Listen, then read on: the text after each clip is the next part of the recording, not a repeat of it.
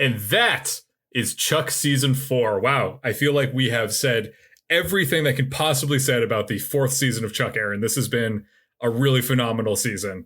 It was a really good season. We had some high highs, we had some low lows, but I, for one, am really glad that we watched it, and I'm also really glad that we're done. Absolutely, yeah. It was a really long season, and I am really looking forward to taking a little bit of a break and letting us resume other parts of our lives. Not that Go Chuck Yourself is not a fun thing to do, but it takes a while. So I guess I'll talk to you some point. What is it right now? It's like April right now. So maybe like we'll take the rest of the spring and summer off, and then we can touch base like in the fall, I guess. Oh, yes. Okay. I'm so excited. Okay. Yeah.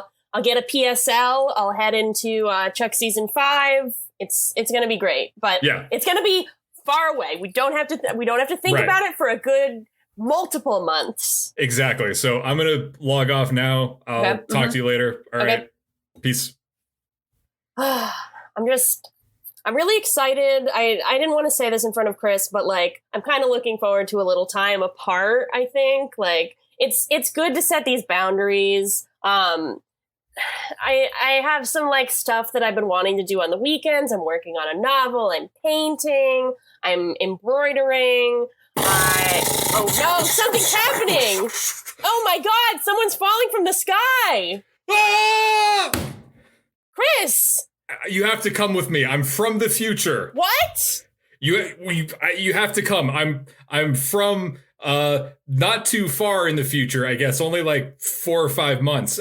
Things are basically the same unless you're in some very specific parts of the world, in which case they're not the same. But I need you to come with me. Yvonne needs our help. Yvonne needs us? She asked for me? Yes. She needs someone to review and promote her new blockbuster movie, The Tomorrow War, and we're the only 2 people that can do it. Well, I was really looking forward to painting, but I guess let's go. All right, come with me to the future.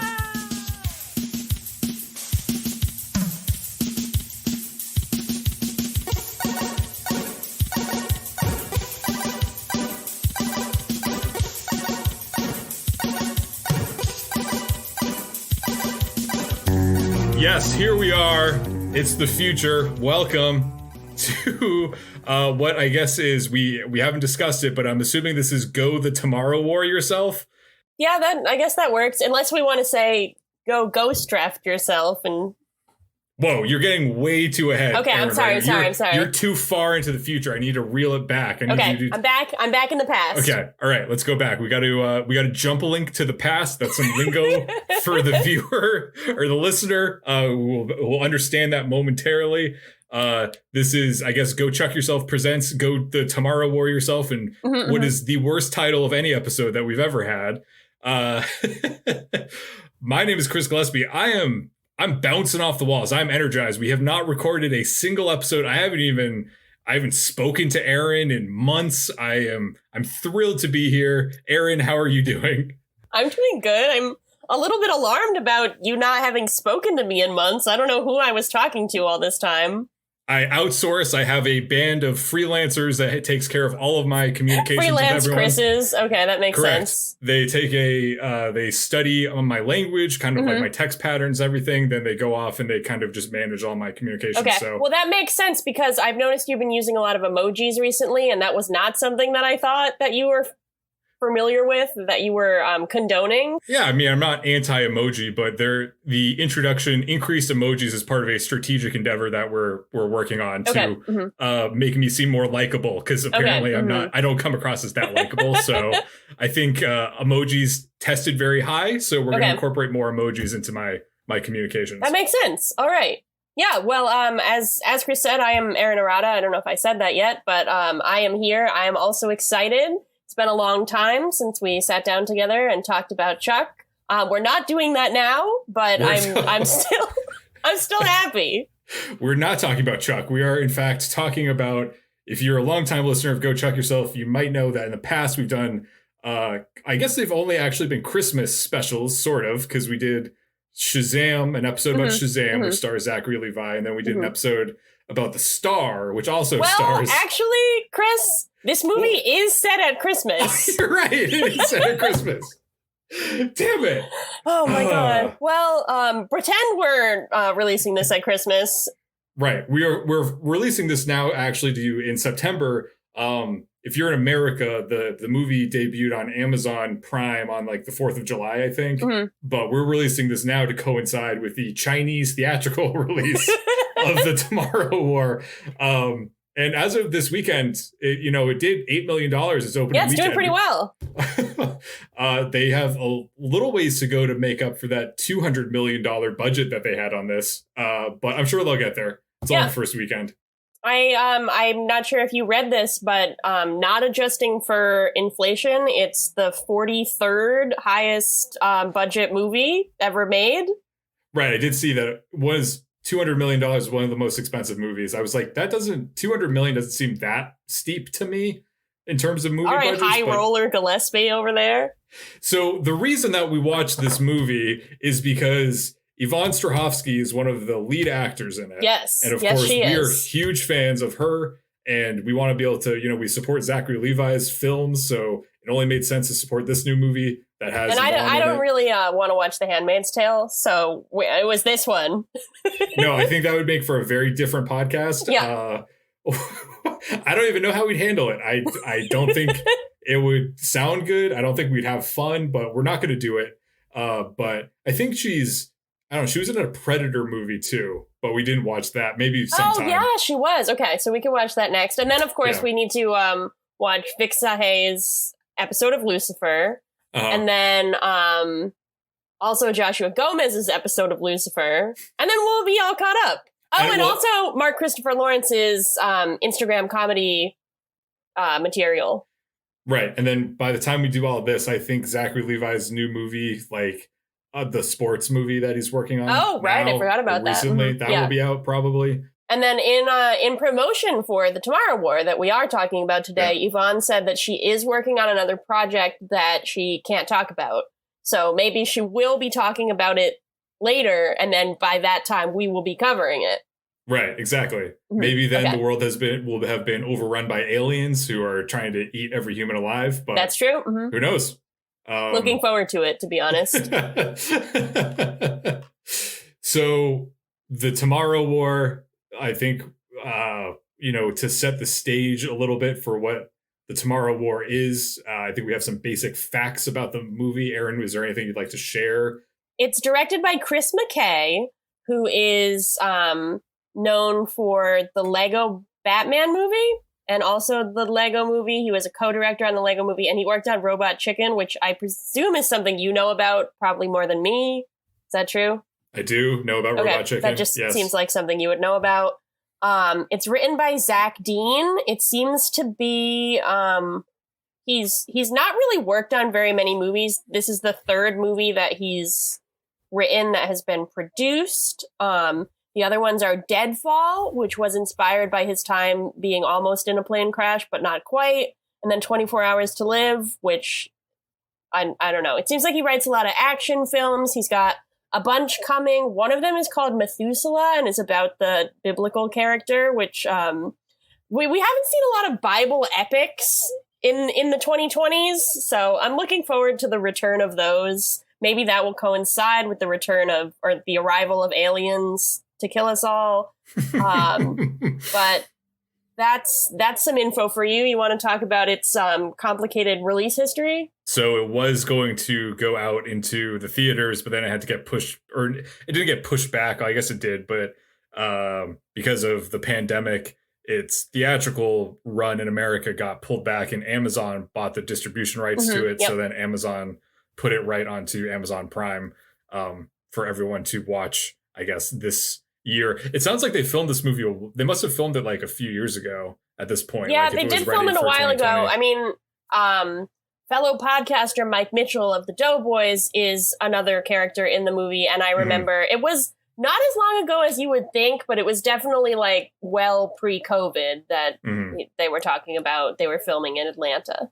I didn't really think about that because I assumed, because I guess one of the plot points of the movie is that there's only 500,000 humans left on Earth. So everything, like all the shots of crowds in the future are pretty sparse. And I thought that was like a COVID precaution thing that they like had to incorporate. But I guess that was actually... No, it's just in line with the plot. Okay, fair enough. That's something fine. I thought was interesting, maybe just interesting to me, but I like that this movie is available on Amazon, which is also where Chuck is available currently. It felt like a nice little, I mean, it's purely coincidental, but it was cool that I could watch Chuck and The Tomorrow War on the same platform. Synergy. It was super convenient for me because I had to sign up for a free 30-day trial of Amazon Prime in order to watch this.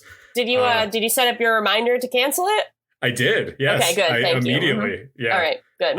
I didn't realize that you could have just the streaming subscription. You don't need to have like the actual like shopping subscription. You can just have Prime Video. That is true. Yes. Mm-hmm. Which is more reasonable and maybe something I'll consider doing in the future, but not now. Also, something I don't know if we had mentioned, we alluded to this a little bit, but the movie was originally called Ghost Draft. It's called The Tomorrow War. Originally started as Ghost Draft, which sounds like a working title. I like the use of draft. There's not really a lot of ghosts, and I feel like when I first heard it, I was kind of thinking about like in drafty old houses that tend to be haunted by ghosts, like kind of like that's like the chilly feeling you get when a ghost comes by is what I think of when I hear Ghost Draft.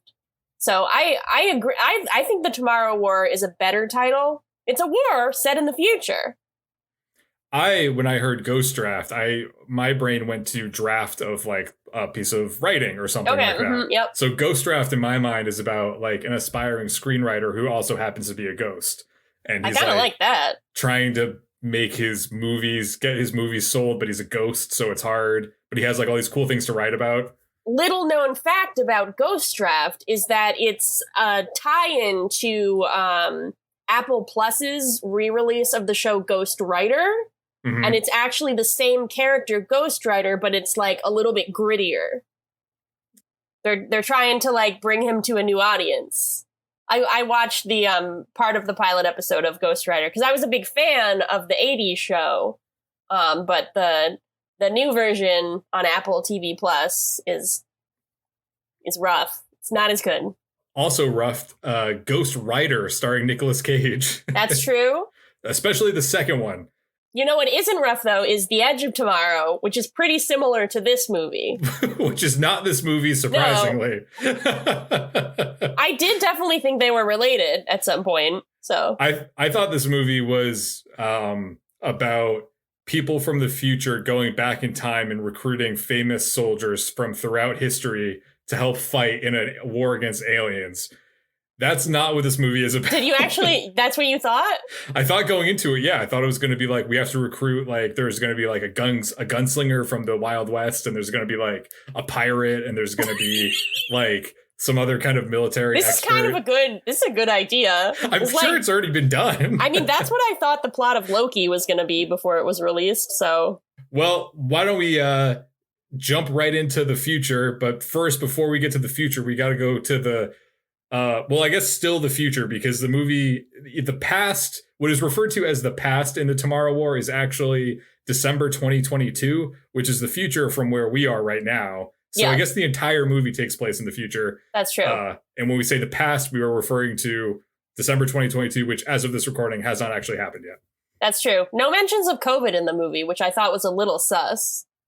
I was like, oh, did we actually get that under control? Oh, that's nice. And then by the time I was like, oh, COVID's gone, I was like, oh, there's another problem going on. So we start in a little village with an ambitious young woman who wants to establish her shop, Dresses by Ella.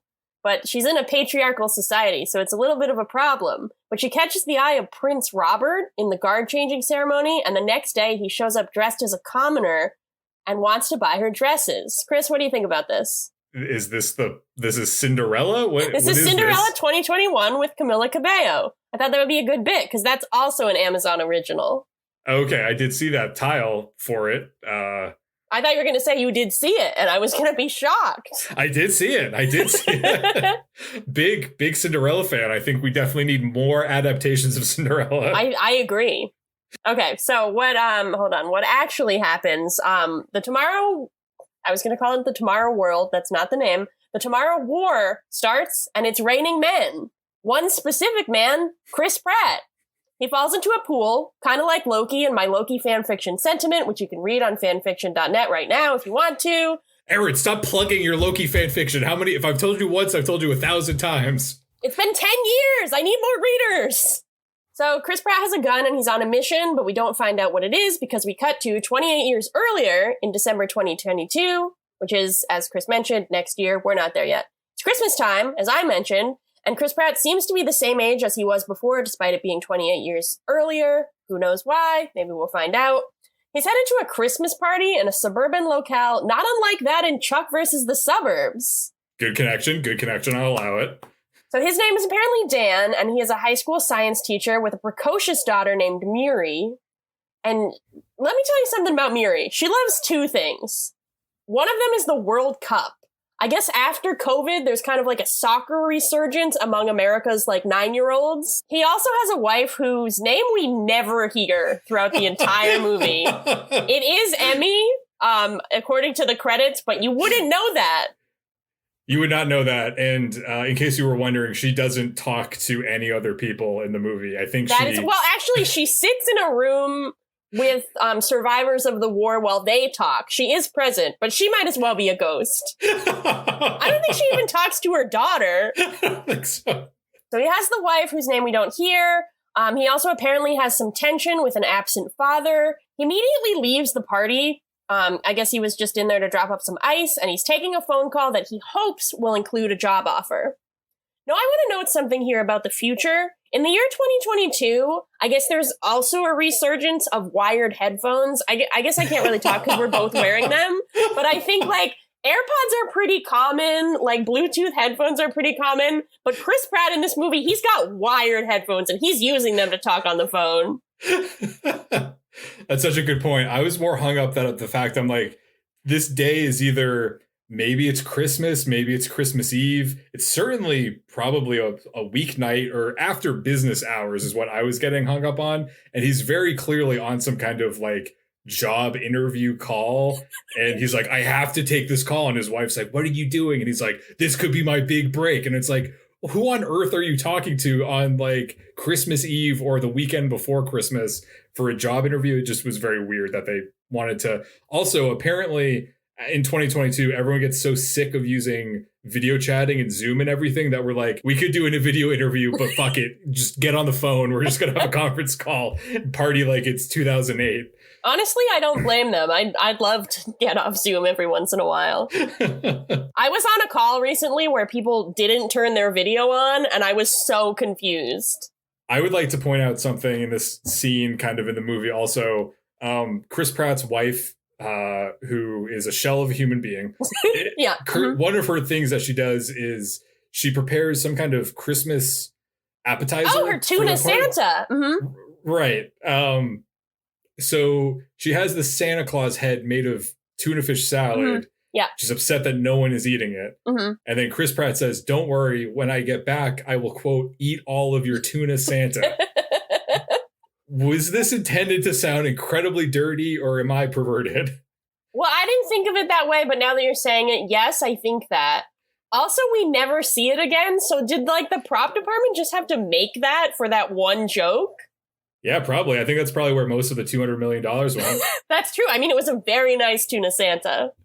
Okay, this movie is like over 2 hours long. Yeah, so we gotta start going. Let's pick up the pace. Unfortunately, Dan loses out on the job because he doesn't have private sector experience. After a very reassuring scene in which he yells and beats up a trash can, he heads back inside to find his daughter reading a children's encyclopedia of science in front of the soccer game at the Christmas party. So, you heard it here, folks. We've got a woman in STEM. Very exciting. You'd love to see it. She is also apparently really into science. Chris Pratt teaches his daughter to say, I will do what nobody else is willing to do, which also reminds me of Chuck because it's a lesson that applies in one very, very specific circumstance that's relevant to this movie, and it's actually really bad advice in most other circumstances. Yes, there is. I'm sure we'll talk about the parallel between Chuck and this in the father-daughter relationship department, perhaps, or maybe the absentee father. There's a lot of different angles. I was immediately tipped off to... Like, we started watching the movie and I was like, hey, this is obviously a science fiction movie because Americans were interested in soccer. which I knew would certainly not be, it's not realistic. So I was like, wow, this is really cool that they've created like this crazy fantasy fictional world where people in the United States actively get together to watch what seemed to be international soccer. Yeah, it was the World Cup. It was the most difficult to believe part of this entire movie. I mean, I think that's true. We're going to talk about it a little more. So, despite the fact that they're hosting a Christmas party, Dan and his family just sit down on the couch in front of the World Cup to watch that while everyone else is just like partying in the background. It's their house. I don't know what's going on here. But some future people come out of some sort of portal at the soccer game. A woman named Hart says they're fighting aliens in the future and they need help because most of humanity is dead. So they invented time travel to draft past soldiers into their tomorrow war. It's kind of unclear to me why they chose to make their appeal at the World Cup. Like, I guess it's more prominent globally than, like, the American Super Bowl, but I also feel like they could have picked something that, like, more people would have access to. So I wanted to ask you, if you were future people coming back to the past to appeal to past people, where would you appear? Oh, man, it's this classic question. I've been asked this question so many times on job interviews. Well, I thought I would take more of a subtle approach. Like, I think you kind of directly go to the White House or the UN or something. Like, you don't freak everyone out by going on international television and doing it. I would kind of like get things a little bit, I'd be a little bit more subtle, have a little bit more finesse to it. I think that's fair. I don't really know why they don't do that. You could also go on a podcast, maybe not our podcast, because, like, I mean, some very specific niche Chuck fans would know about the danger coming in the future, but maybe not, maybe like This American Life or like, maybe even Doughboys. A lot of people listen to Doughboys. Yeah, that's true. I guess you could probably bang out like a good, like, kind of like few dozen podcast episodes with the man from the future. You know, that's true. Yeah. Be a good way to get the word out. So we jump forward a year later where a newscaster is explaining everything that happened in the past year. Chris Pratt is sleeping through this because he presumably lived through it. I don't know why they're doing this retrospective. Later on, Miri has a panic attack about one of her parents potentially being drafted, and Chris Pratt gives her a very rudimentary lesson on how breathing works. She tells him the lesson is too easy, so he asks her what respiration turns oxygen into. Then he heads to school to teach his high school science class about the basic process of photosynthesis. I'm starting to think this guy isn't a very good scientist. What he is, though, is a chill teacher because he just abandons his lesson plan when he realizes nobody's paying attention, and he gives his class a pep talk about how the world needs scientists. Also, there's a kid named Martin who's obsessed with volcanoes, which is either going to be a callback at some point or is just a really stupid joke. Not sure yet. Also, this whole time, there's a screen behind him just flickering through stuff about global warming and the melting of the ice caps. Yeah, what was that? I was trying to know.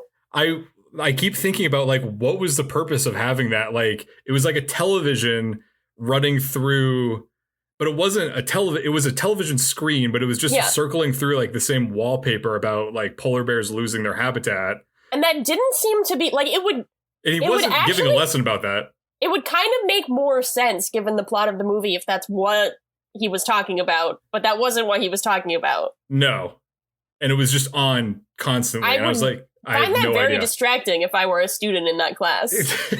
Hey, pay attention to me. Don't pay attention to the weird electronic billboard that is constantly cycling through different messages in the middle of the classroom. I don't know. It was weird. I don't know. He gets an iPhone notification to go to his local draft center. When he gets there, he's asked to take off his shirt and says, "What is this for?" I would also ask that, but it's he can show off those pecs, baby. He's got muscles. Chris Pratt is muscular now. Right. He's not in Parks and Rec anymore. No. He's in action movies. He's Chris an Pratt action is movies. an action star, an action movie star. I feel like his star is kind of fading in that regard. Feel like he was really really a big deal like 5 or 6 years ago. Now it's kind of like, but... No, he's like the low tier Chris now. He's strapped into a chair and given something called a jump band on his arm that's apparently going to help him time travel. Also, the reason he's drafted is because they test him and find out he's going to die in 7 years. Apparently that has something to do with getting chosen. His still unnamed wife appeals to him to go to his estranged father for help dodging the draft. He's reluctant to do this, but eventually he goes to visit J.K. Simmons. I did not know he was in this movie, and it was good to see him. He has a beard. He's got a beard. He's like ripped. He's living in some kind of airplane hangar. Airplane hangar that apparently no one knows about. Things are pretty tense between them, but not for me, because as soon as I saw old JK, I knew I was in good hands. He calls Dan metrosexual, and then Dan says his dad has a small dick and calls him Perry Mason, which is a fun reference for the kids. I'm sure everyone knows about Perry Mason. J.K. Simmons is going to take Dan's arm implant thing off for him, but then he reveals that he had PTSD after fighting in Vietnam, and Dan calls him a coward and decides that he's going to go fight in the war anyway, out of spite, I guess. There's a fun little training montage where we get a joke about yoga pant fails and ripped jeans because this movie was written by my dad. A military person says, "I'm Sergeant Diaz. I'm not your friend. This is," then points to a machine gun. And then we meet our cast of characters, so things kind of start to pick up. We meet Charlie, whose thing is that he talks a lot. Dorian, whose thing is that he's mean. Nora, whose thing is that she's mean, but she's a woman. And Mike Mitchell, who is named Cohen. Is that what you said? I didn't write his name down. I think so. I think it's Robert Cohen is what I wrote down. I don't know if that's really right. Have a thing. His thing is that he's Mike Mitchell of the Doughboys and the Birthday Boys. I would like to point out that Charlie is played by Sam Richardson, yes. Who is in I Think You Should Leave. Okay, I was thinking about this the whole time, so please share this, yes. So what is delightful about this is that in I Think You Should Leave, in one of the sketches, he plays a man from the future who goes back in time to recruit Scrooge. He plays the ghost of the way future. He goes back in time to recruit Scrooge to help Scrooge, to have Scrooge fight in the future war against an army of skeletons. Yeah, which are pretty similar to the White Spikes, I will say. Very similar. So I enjoyed that immensely. Yeah. I've also, I saw Sam Richardson at the Second City many years ago. Really? Before he was him and Tim Robinson, weirdly enough. That's really cool. We're going to have to talk about that later. That's my brush with fame, but I enjoyed that immensely. I did too. He had a pretty good performance. He did what he could. We learned that they can only send people to the future who are dead there and only send people back who haven't been born yet, something about paradoxes. Also, we learned the aliens are called White Spikes and they go to sleep. I guess it's not on Sundays, but they go to sleep on one day a week that they call the Sabbath. Dan and the gang travel to Miami Beach, and then we're back at the beginning where Dan is falling from the sky. A lot of people just buy it by crashing into buildings and stuff, but Dan doesn't because he falls into a rooftop pool that definitely wouldn't kill him if he fell from the literal clouds.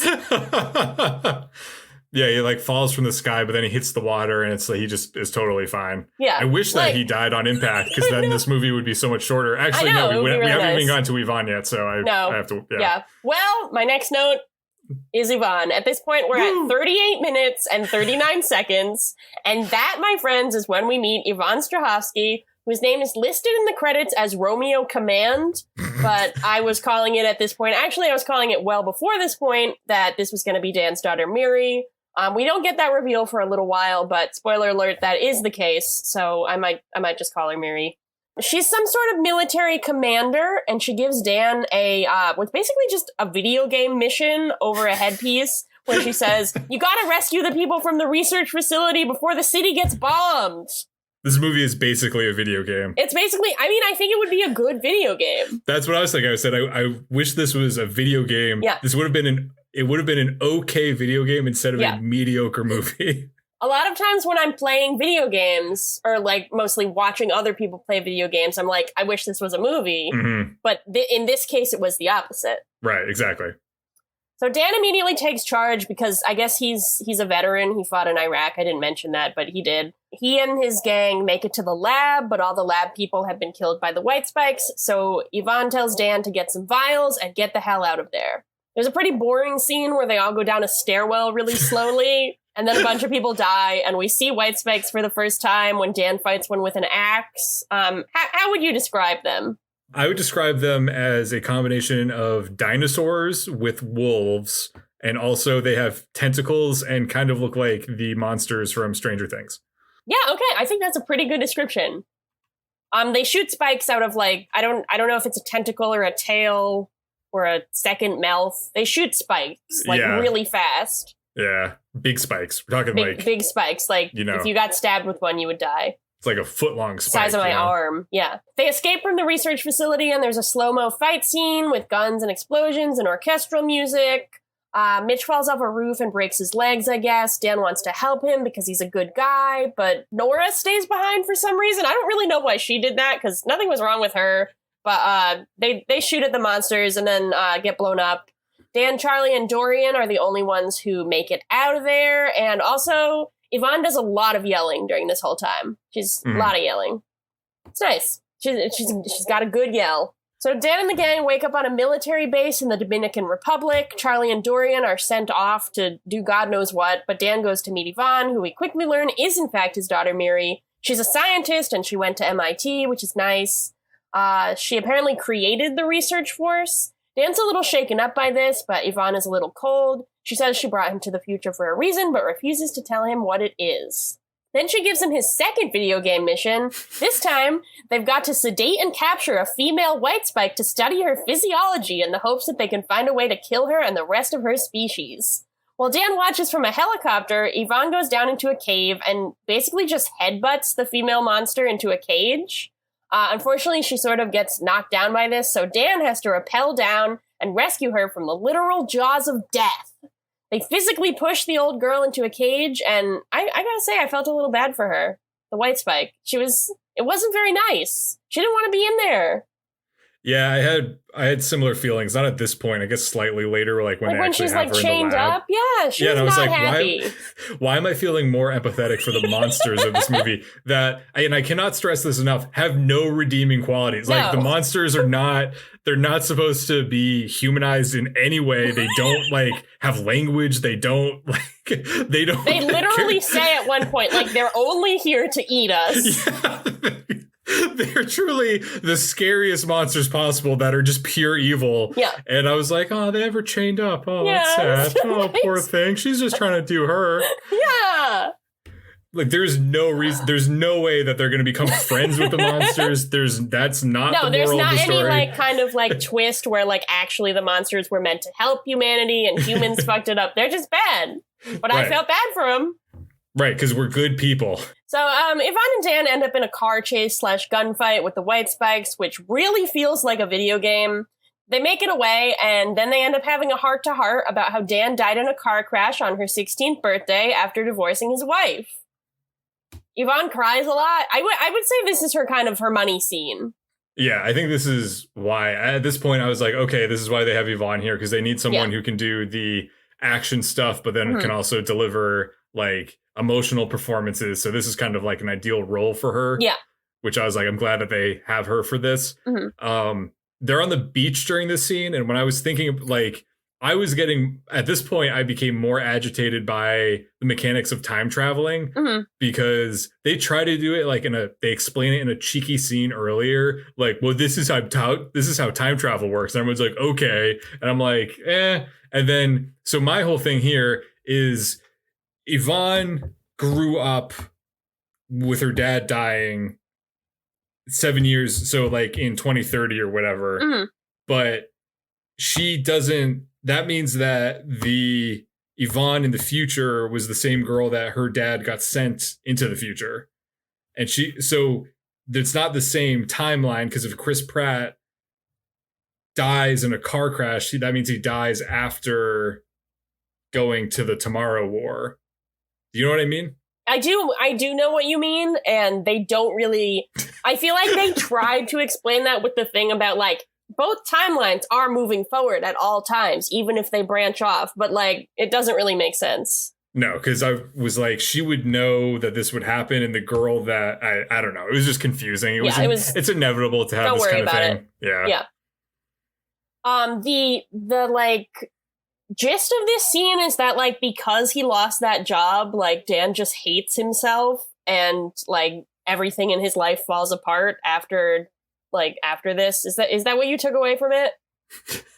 Right. That's why I was confused, because I'm like, does he go back in time after he's done, because you only have to serve a week in the Tomorrow War, and then he like gets PTSD like his dad, and he distances himself from his family, and then that's what happens. I guess that must be the case. But then if once Chris Pratt doesn't do that in the past, then that changes the future, and I'm thinking it's confusing. And I also have further thoughts about this. Like, there's a lot about like how he like mirroring his dad, how he like left his family, how he left his daughter, how he divorced his wife, like how he felt like a loser and nothing was good enough for him. But we never see that. It's just like Yvonne telling him. And I kind of feel like this would have worked better if like he was a loser at any point in the movie. Like, but I feel like maybe Chris Pratt didn't want to do that because, as we established, he is an action star. He's strong.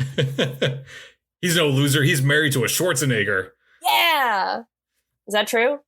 Yeah. Is that who he's married to now? Yeah. Okay.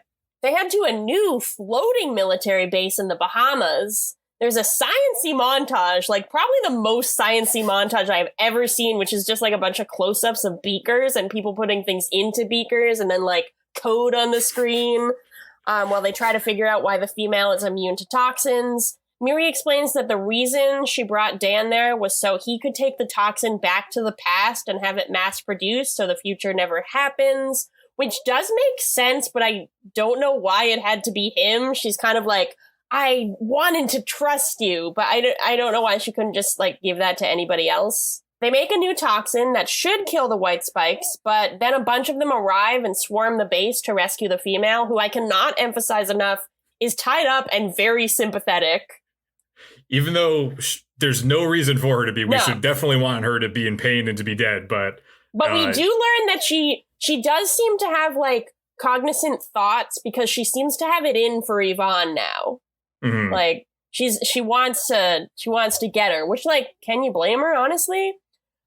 She, Miri and Dan have to cross the ship so they can get to the time machine thing and take the toxin back. There's a lot of shooting and whatnot until Yvonne gets spiked in the stomach. She apologizes to her dad for being so mean and says she loves him. Then the female white spike comes and drags her off the base into a roiling sea of aliens. And Dan jumps after her, but at this point his jump link zaps him back into the past. He is holding the toxin though, so that's good. It is truly horrifying, and this is the last we see of Yvonne in the movie is her falling into a literal ocean of monsters, and it's pretty terrifying. It was pretty upsetting. She's crying, she's screaming, she's upset. It's very disturbing. Yeah. And so you're probably thinking, listener, assuming you haven't watched the movie, wow, this sounds like kind of the end of the movie. That sounds like a climactic scene. He's going to go back, and that's no, you're wrong. We actually have probably another 45 minutes to this movie. Yeah. I paused it and checked. There's 45 minutes left. I believe in one of her interviews, Yvonne mentioned how this movie is like Bad Boys 2 in that you think it's over, but then there's a whole other act. And she says that like it's a good thing, but I will say I was pretty disappointed when I saw that I had another 45 minutes to go. Back in the past, Dan learns that the time machine in the future is now offline, so they can never go back to the future. He also runs into Charlie, who is still alive, and he finds his unnamed wife. Still don't know her name. He doesn't say it as he runs towards her. He goes home and sees his daughter. Also, I noticed at this point that Miri has a sign on her bedroom door that says gamers only, which is another weird set design decision that looks like somebody worked really hard on it. Like it's very nicely shaded. There's nice bubble letters, but we don't ever see her play a game or indicate that she likes video games. I don't know if that's like, they just thought that kids are into video games, so they thought they'd put it on her door, or like, if it's meant to imply like that's how she got so good at shooting. I don't know. Yeah, maybe that's why all of her missions in the future are so video game sounding. That makes because maybe that's the connection. That's the connection. So Dan talks to his wife about what happened. Apparently the military did or didn't take the vial away from him. It's kind of unclear. But it's up to Dan to figure out what to do with it. He and his wife deduce that they can just figure out when the white spikes first arrived and go dump the toxin on them. They figure out that just because the first attack was in 2048, that doesn't mean it's when the white spikes arrived. And apparently this is enough info for them to get all excited, because Chris Pratt's like, I know what I have to do. And I'm like, you do? There's also at this point I was confused because, well, for two reasons. It's very upsetting in the future before Chris Pratt jumps back to the past. Mm-hmm. He's very upset because he doesn't want to leave Yvonne to die because it's his daughter. Yeah. However, by going, she wants him to go back and stop this future from ever happening. So when he does that Yvonne that he met will not exist anyways, but she will exist in a different form. So she's not really dying. She's just ceasing to exist, which I guess is death, but it's not the same because she will be alive. She will be alive. I feel like the way that the movie handles it is confusing and wrong. I feel like it could be potentially interesting if she was like, no, I won't exist. And he's like, well, that's sad because I like you. And then that's his conflict. Right. But he's got to save. So he has the solution to save her and make sure that she a happier version of her comes to pass. Yeah. So then when he gets back to the past with, once again, a solution to the monster invasion, everyone is not happy. No. They're like, well, the governments don't want to do anything about it. And everyone is all nihilistic now because they know that the future war is. And he's like, I have the solution there. And no one seems interested in that, which I feel like is not realistic. It just seemed very weird that he was like, hey guys, I have a solution to the big problem that's coming. And everyone's like, we don't care. Dan goes and finds Dorian, who I guess I didn't say this at any point, but Dorian wears a white spike claw around his neck. He appeals to Dorian, who initially doesn't want to help. But Dan says, I'm not a hero. I'm just trying to save my daughter. If I have to save the world to do it, then I'm damn sure gonna do that. And that's convincing to Dorian. They go find Charlie, who examines the claw and finds volcanic ash in it. Charlie asks if Dan knows any volcano experts, and instead of finding someone at the tech company Charlie works for or going back to the military or just going online, they go back and contact high school student Martin, who leads them to the deduction that the white spikes have been on Earth since the very beginning, but were frozen in a glacier. So, in fact, the video at the beginning about global warming was a hint. It was, but why was it? What kind of movie has clues on hey, you're watching a movie. By the way, here's something to, oh, great. Yeah, because I forgot about global warming for 2 seconds. Thank you for reminding me. I appreciate it. In case everyone in this movie seems to be not to when they get to the deduction, it's because the ice caps are melting. Yeah. They seem very happy about that. And they're like, oh, it's because the ice caps are melting. So we're just going to die in 100 years instead of 50 years. Right. So no one really seems to be too upset about climate change. But I feel like the other thing should also be and this is proof that they're gonna melt, and we really have to tell everybody that aliens will come if we don't do this. Instead, it's no, we're just gonna go kill the aliens, then we can keep polluting. Right. It was I'm oh, so this, because at the beginning of the movie, I was like, oh, is this gonna be a parable about climate change? Yeah. And it's gonna be, but I'm it's not, but climate change is involved, but it's not really a big deal, which is weird, because I would argue that it's the biggest deal. But I don't know. It makes sense for an Amazon original film. So like Chris said, Dan goes to the military to explain all this, but they pretty much refuse to help. So what they need in order to get to the Russian tundra where they have deduced that the white spikes are, they need a pilot. And guess who has a plane? It's old J.K. Simmons himself. This time, Dan swallows his pride and asks his dad for help. Dan, Dorian, Charlie, Hart, JK, and some other soldiers head to Russia, and they explore the glaciers. They find the ship under the ice and decide that the bureaucracy can't be trusted to do anything about it, so they have to take matters into their own hands. They head into the ship and find a totally different species in the cockpit, apparently having crashed. I would describe the rest, but you could just watch Alien. They find the white spikes in, embryo sacs and shoot them with needles filled with toxin before they can get all of them, which seems like they should have just had a coordinated effort and get all of them, but they don't. And then some of the White Spikes wake up, I guess, having realized their brethren are in trouble. Charlie takes one down with a chainsaw. Hart and Dorian sacrifice themselves by blowing up the ship, leaving JK, Charlie, and Dan to track down the one remaining White Spike, who is a pregnant female. So, like, she really can't get away, because if she gets away, she'll just give birth, and then everything will go to hell. They chase her across the tundra and hit her with a jet ski. There's a nice bonding moment as a father and son try to shoot a pregnant mother to death.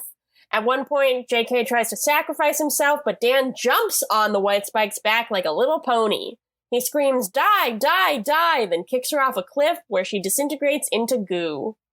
Dan returns home and brings the trash in. He brings JK home too, and everyone is just over fucking joyed to see this man they've never met. Miri's like, "Yes, it's my grandpa," and she goes and hugs him. It's nice. And then the last line of the movie is, "I never told her about our 7 days together, nor how in a future that now will never happen, she changed me forever. I'm never gonna leave her. I'll never leave this family, because my best future, it turns out, was always right in front of me." So the lesson here is he shouldn't be upset about losing that job. He shouldn't try to better himself, because his best future is right in front of him. The last line doesn't make sense. It only makes sense if he did try to leave his family at some point, but he doesn't. We don't see that happen. No. So it makes no sense. Yeah, I don't know. It doesn't really make any sense. So I guess this is kind of moving beyond the movie, but I was expecting to see at the end of the movie that there would be a glimpse into the new future. Yes. And you get to see Yvonne being like happy and safe and healthy and like curing cancer or doing like something really cool. Stopping global warming. Right. Something like that with her immense scientific knowledge. Mm-hmm. But instead we just cut to black and it's like, nope. Cut to black. He looks at his wife, who still doesn't have a name. Nope. And then it ends. And apparently, I mean, I guess I don't know if this is a spoiler, but I read that they're apparently working on a sequel. Yes. Which I don't know where you go with that, but... You could go farther into the future. You could go into the past. It could be the Yesterday War. I guess so. Isn't that just kind of all of the wars? Yes, that's true. So yeah, that is the Tomorrow War. That's the Tomorrow War. So something that I noticed while we were watching was that you can actually kind of cast this movie pretty effectively with the cast of Chuck. I would agree, yes. So you have Chris Pratt's character, who's Dan Forrester. Mm-hmm. I think that's probably got to be Zachary Levi, right? Yeah, that's got to be Zachary Levi. Are you saying, like, Chuck actors, or are you saying literal Chuck characters? I guess actors. Okay, we'll go with actors. Also but actors as actors with the roles that they play in Chuck. Okay. You know, all right. Yeah. Yes. Okay. So, well, it's gonna get a little dicey now, like, because who would Yvonne play? Right. So you'd say, well, Yvonne would be who she is in this one, but then that would mean that Zachary Levi is her dad, which means that they can't have a romantic relationship, and maybe they don't need to. Maybe that's fine. That's true. Yeah. I think that the little girl who is the ballerina in the pilot episode should play little Miri. Okay. Just got to throw that out there. Yeah. I think Charlie would be played by Joshua Gomez. Of course. Comedic relief, nerdy comedic relief guy. J.K. Simmons' dad, who I think's name is James, would have to be Scott Bakula. Yeah, so I guess we get into kind of rocky territory because then you also have Gary Cole as a father figure to account for. So I guess Scott Bakula would make sense. But then does that mean... Okay, what if instead of a married couple, it was Chuck and Ellie are like... So like Sarah Lancaster and Zachary Levi are... Like, we just make it that they're siblings and he has to go to the future. Like, maybe they have like... It's... No, that would still be weird. I think you put Adam Baldwin as the Dorian guy, like the monster hunter. So much sense. That makes sense. And then Mitch's Cohen and Nora could be Jeff and Lester. Right. Yeah, that would be Jeff and Lester. That makes sense. Yep. Well, who would Beckman be? I guess it could be that military guy. Yeah, or there's the military girl at the beginning. What did you say her name is? Hart. Yeah. She's kind of like a Beckman type, like she's kind of a Beckman type. In command. Yeah. That's kind of all of the characters of the movie. Yeah, it is. There's not a lot. For a movie that features like bunkers and like massive spaces filled with people, like massive airline hangars, military bases, not a lot of characters, but there's a lot of people. Well, there's only 500,000 people left on Earth in the future, so not a lot of people to cast, I guess. I guess so. So now we're going to move on to everyone's favorite part of Go the Tomorrow War Yourself, which is Chuck Murray kill. Got to give Erin credit for that one. Thank you for giving me credit. That was nice. So Erin, what would you like to Murray this week? So I did really enjoy seeing Yvonne in an action role. I thought that, like you said, she's able to use her like emotional talents, her dramatic talents that I am sure she uses very well in The Handmaid's Tale, which I have not seen and will not watch. I cannot emphasize that enough. I will not be watching that. We will not be talking about it. But she has like great dramatic chops. I've heard that she was nominated for an Emmy. Like, she's doing a great job on there. But from Chuck, she's pulling in her like more action heavy, like using guns and like rappelling. And she talks about how exciting it was to be doing stunts again. So like, I was really happy to see her in a role. I was really happy to see her in like this kind of blockbustery role. I think she would do great things in like a Marvel or a Star Wars or something like that. And maybe this will like prove her chops and lead into that. But it was kind of cool to see her in like an original sci-fi picture that isn't like, I guess is trying to make itself a franchise, but isn't an established franchise, isn't based on an established franchise. It's just like a script. So basically my Miri would just be like, it was great to see her. And she did a good job. Well, that was also my Muri, so I will second that. I guess Muri was both of our Muris for this. I think you articulated everything that I was thinking. So what would you like to kill with a special toxin or with I guess that makes sense. I don't know. Can I just say everything else about the movie? You can. That was basically kind of what I was thinking. Great.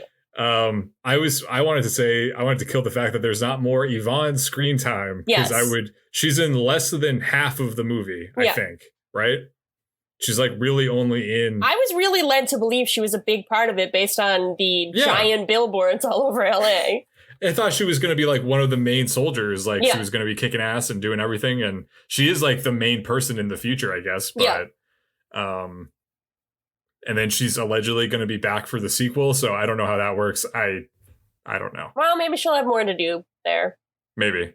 So I guess we're pretty aligned on that. We basically are thinking the exact same thing. Now we move on to the next part of Go the Tomorrow War Yourself, which is the spike scale. This is when we have I guess it's your choice. You can either picture a script of the Tomorrow War printed out in paper, or you can picture a reel of film of the Tomorrow War. And Erin and I will be determining on a scale of 0 to 5 how many spikes we want to throw into either the script or the film reel. Okay, wait.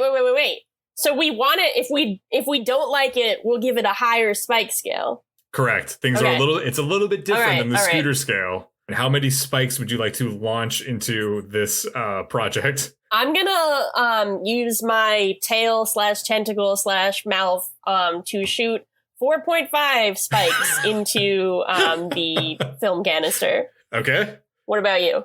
I would launch probably 5. I think I would just go for the full 5. That makes sense.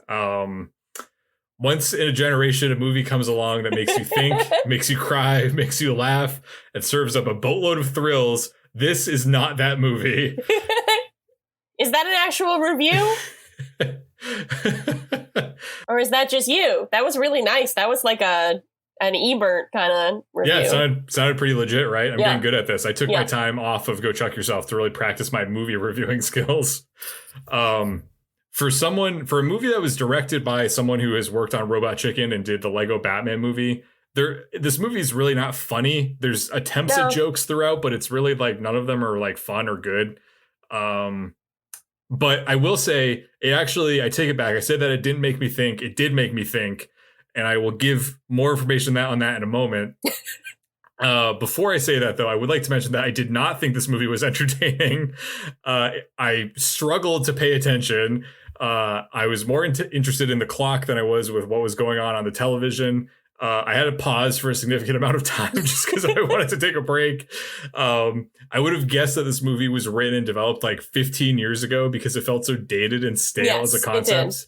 I could have seen this as like a movie that I would have seen in high school or like middle school, and you could literally drop in any kind of action hero of the moment into the Chris Pratt role. Like, it could have been Bruce Willis. It could have been, I don't know, any other Tom Cruise, like any guy, I guess.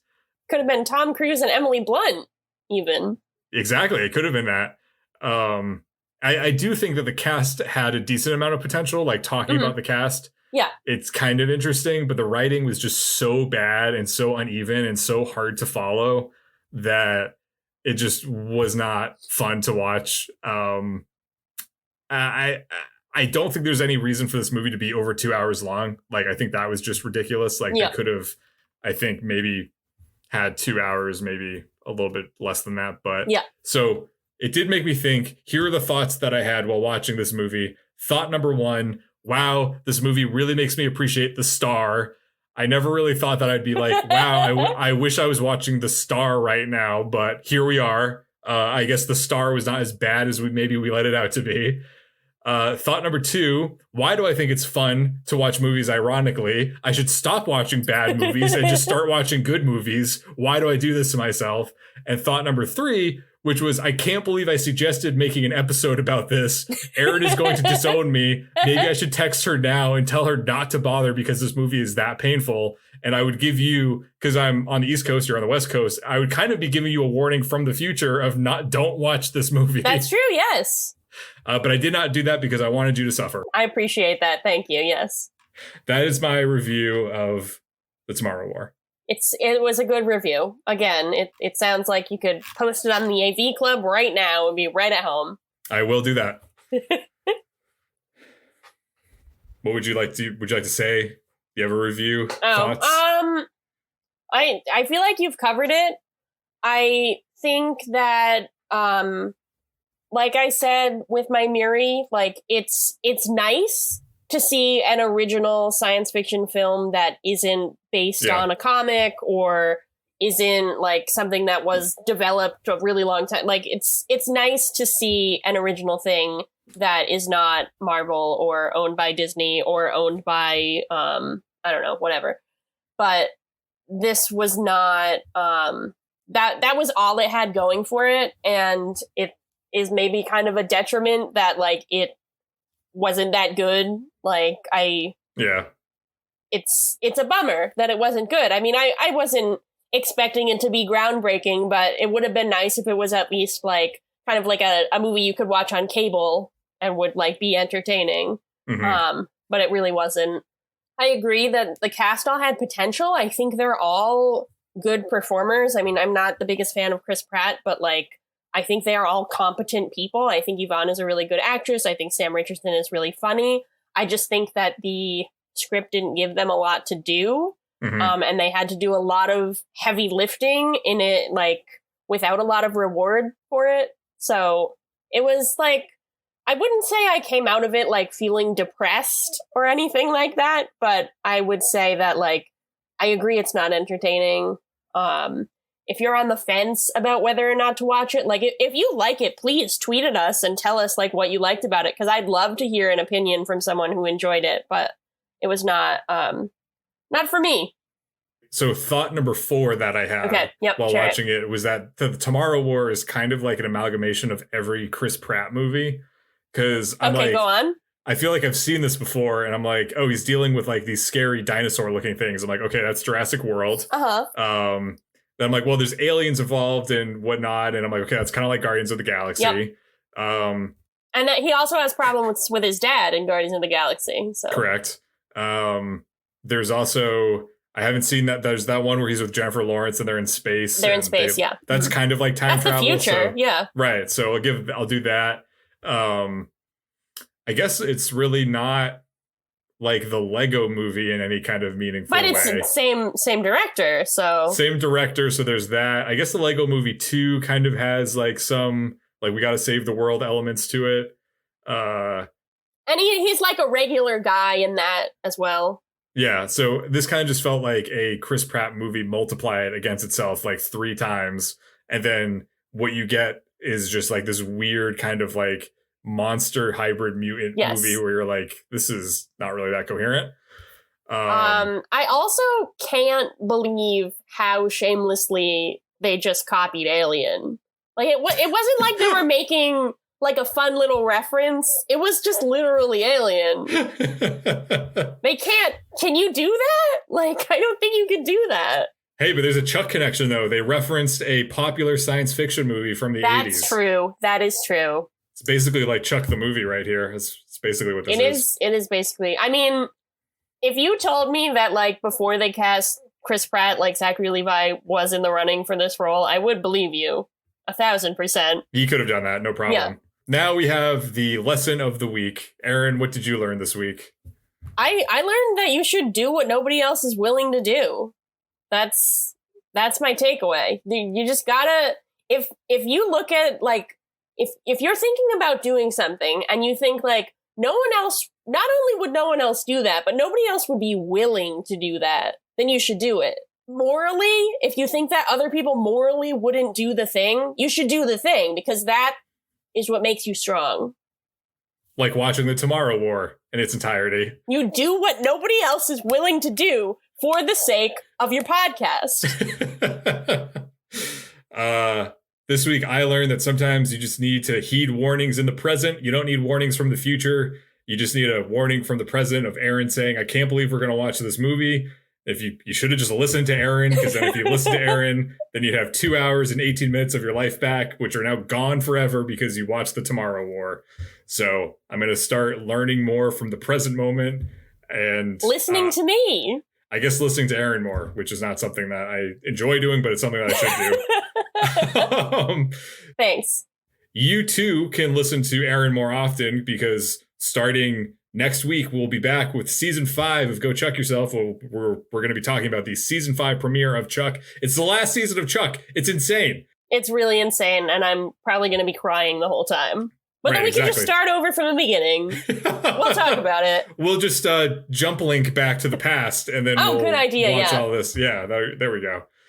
So until then, I hope to see you next week. Looking forward to talking about Chuck and not this movie. My name is Chris Gillespie, reminding you that food is sexy. And my name is Erin Arata, letting you know that anything is possible. And also, I kind of wish I wrote down a quote from the Tomorrow War to do a little joke, but no, anything's possible. All right, Erin, I got to send you back to the past now. Enjoy being in April 2021. Bye! Ah!